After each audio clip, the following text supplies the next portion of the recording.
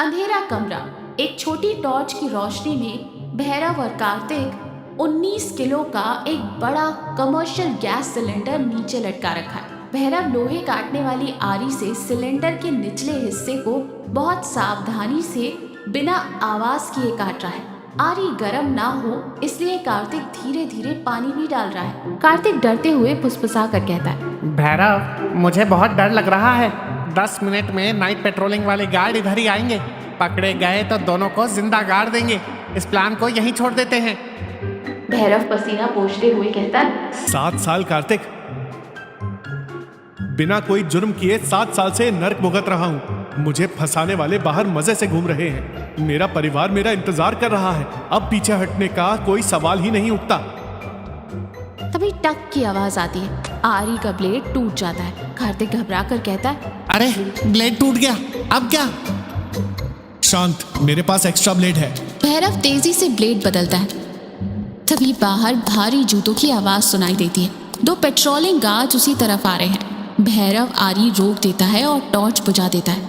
दोनों सांस रोककर अंधेरे में सिलेंडर के पीछे छुप जाते हैं। एक गार्ड खिड़की से अंदर एक तेज टॉर्च की रोशनी डालता है। रोशनी भैरव के पैर से थोड़ी ही दूर जाकर रुक जाती है।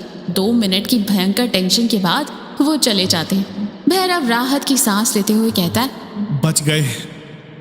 और फिर से काटना शुरू करता है। बस ये आखिरी कट है।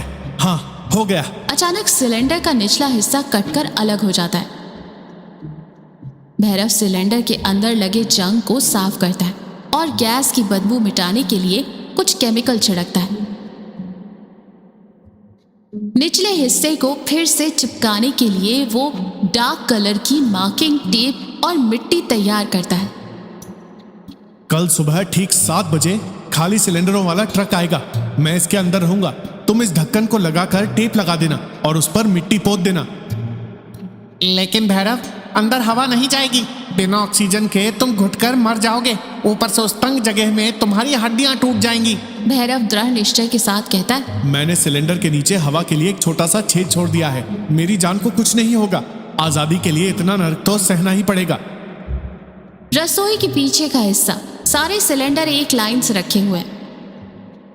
भैरव ने अपने शरीर पर तेल लगा लिया है ताकि अंदर आसानी से खिसक कर जा सके।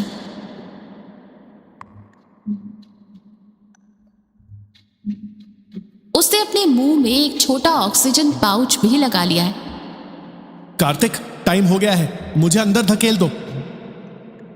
भैरव बहुत मुश्किल से अपने शरीर को मोड़कर उस तंग सिलेंडर के अंदर घुसता है। उसके कंधे छिल रहे हैं, खून निकल रहा है, लेकिन उसे कोई परवाह नहीं है। अंदर गहरा अंधेरा है और गैस की तेज बदबू आ रही है। कार्तिक तुरंत सिलेंडर के निचले हिस्से को लगाकर टेप चिपका देता है और उस पर धूल मिट्टी डाल देता है। तभी बाहर ट्रक के हॉर्न की आवाज आती है।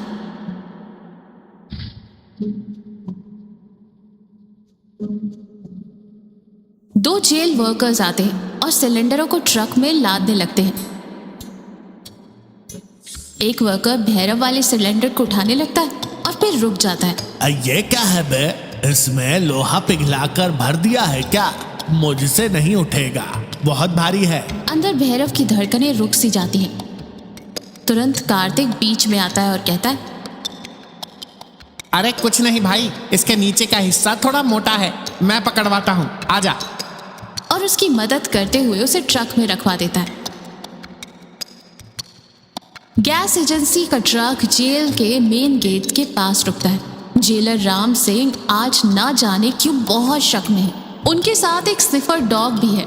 जेलर राम सिंह सख्ती से कहते हैं, तुम्हें पता है ना कौशल, मेरी नजरों से बचकर इस जेल की दीवारों से एक चींटी भी बाहर नहीं जा सकती। मुझे खबर मिली है कि आजकल जेल से ड्रग्स बाहर सप्लाई हो रहे हैं। हर एक चीज को अच्छे से चेक करो। 2 गार्ड्स ट्रक पर चढ़ते हैं और एक एक सिलेंडर को हिलाकर देखते हैं। कुत्ता ट्रक के चारों ओर सूंघते हुए आता है। वो ठीक भैरव वाले सिलेंडर के पास आकर रुक जाता है और बार बार भौंकने लगता है। अंदर भैरव ने ऑक्सीजन पाउच को कसकर पकड़ रखा है और पसीने से वो भीग चुका है। दूर से ये सब देख रहा कार्तिक तुरंत अलर्ट हो जाता है। वो अपने हाथ में काली मिर्च का पाउडर और लाल मिर्च का एक डिब्बा लेता है और उस तरफ चलते हुए जानबूझकर उस कुत्ते के पास गिर पड़ता है। डिब्बा जमीन पर गिरकर खुल जाता है और तेज मिर्च का पाउडर हवा में उड़ने लगता है। कुत्ते को तेज मिर्च लगती है और वो लगातार छींकने लगता है और वहां से दूर भाग जाता है। जेलर कार्तिक की तरफ गुस्से से देखते हुए कहता है, अबे बेवकूफ, आंखें फूट गई है क्या? और फिर गार्ड्स की तरफ मुड़कर कहता है, वो कुत्ता किस सिलेंडर पर भौंक रहा था? गार्ड्स भैरव के सिलेंडर को खींचते हुए आता है। सर, ये सिलेंडर थोड़ा भारी लग रहा है सर, खाली नहीं लग रहा। जेलर राम सिंह ऊपर चढ़कर आता है। भैरव के दिल की धड़कन राम सिंह को ही सुनाई दे रही है। पसीना सिलेंडर के अंदर बह रहा है और ऑक्सीजन भी खत्म होने वाला है। जेलर राम सिंह अपनी लाठी से सिलेंडर पर जोर से मारते हुए कहते हैं, भारी है, लगता है इसके अंदर थोड़ी गैस बच गई होगी। कौशल, गिनती कितनी है? कुल 40 खाली सिलेंडर है सर, गिनती बिल्कुल सही है। जेलर राम सिंह शक भरी नजरों से सिलेंडर के पाइप को देखता है। वो फिर से अपनी लाठी से सिलेंडर के निचले हिस्से को जोर से मारता है। भैरव के पैर पर जोर से चोट लगती है। ऐसा लगता है जैसे उसकी हड्डी टूट गई हो, लेकिन वो दांत पीस कर उस दर्द को सहता है और जरा सा भी आवाज नहीं करता। जेलर कुछ देर सोचने के बाद कहता है, ठीक है, गेट खोल दो, जाने दो। ट्रक जेल की दीवार पार करके हाईवे पर तेज रफ्तार से जा रहा है।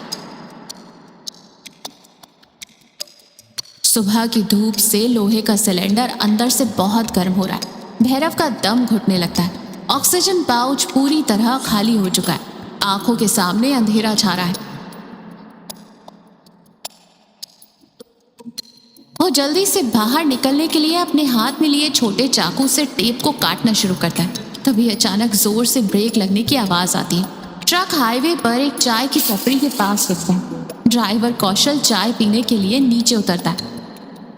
अंदर भैरव को डर सताने लगता है। वो सोचता है, अगर ये यहाँ रुका रहा तो मैं घुटकर मर जाऊंगा। वो नीचे से ढक्कन को धक्का देने की कोशिश करता है, लेकिन तभी चाय की टपरी के पास खड़ा एक पुलिस कांस्टेबल आकर ट्रक से टेक लगाकर खड़ा हो जाता है। उसका हाथ ठीक भैरव वाले सिलेंडर पर ही टिका था। कांस्टेबल कौशल से कहता है, क्यों कौशल भाई, जेल की ड्यूटी खत्म? आज राम सिंह सर का मूड कैसा था? अंदर भैरव जोर से सांस भी नहीं ले पा रहा था। कांस्टेबल के हाथ का वजन सिलेंडर पर महसूस हो रहा है। करीब 5 मिनट के इस नर्क के बाद कांस्टेबल वहां से चला जाता है। ड्राइवर वापस ट्रक स्टार्ट करता है। ट्रक फिर से हाईवे पर तेज रफ्तार से दौड़ रहा है। भैरव में अब बिल्कुल हिम्मत नहीं बची है। वो बेहोशी की हालत में ही पहुंचने वाला है। उसकी उंगलियां कांप रही हैं।